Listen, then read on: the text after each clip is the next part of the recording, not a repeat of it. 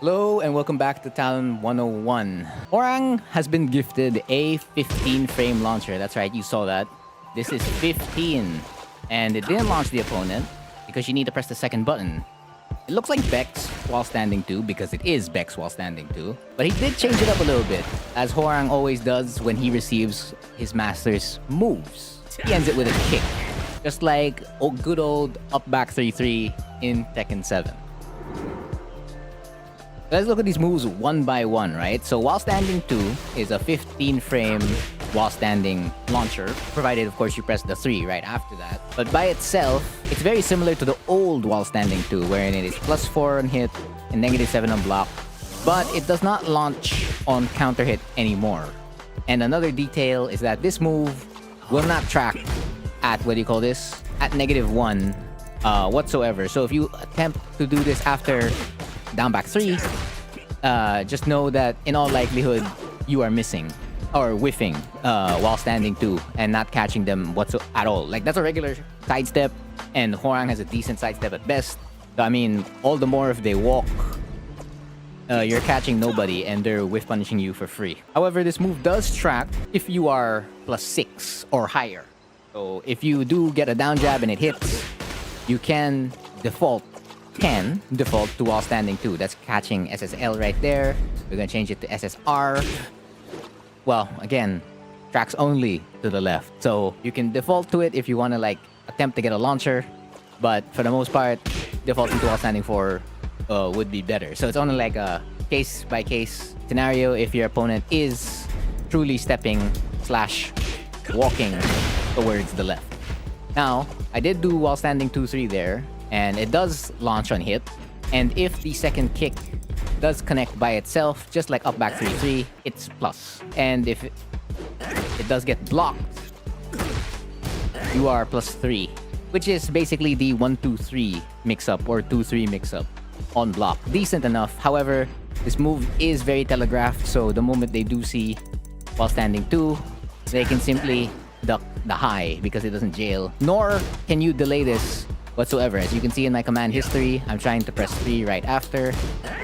And no, you have to commit to while standing 2-3 if you want to get it. Now, the move does track-ish. What do I mean by that? The second hit does. Just like that. So they step, second hit hits. Again, I mean, they recovered already from the step. If they do sidestep right, same dice. There you go. Second hit will usually catch both sides. Changing it to sidewalk left now. Although sidewalk left does beat it out. So only specifically side steps. And that still applies if I make this +6. That's right, you heard that correctly. Even if you're plus, since while standing 2 really only tracks towards one side, second kick isn't saving it anytime soon. So let's talk about combo. The basic combo for while standing 2-3.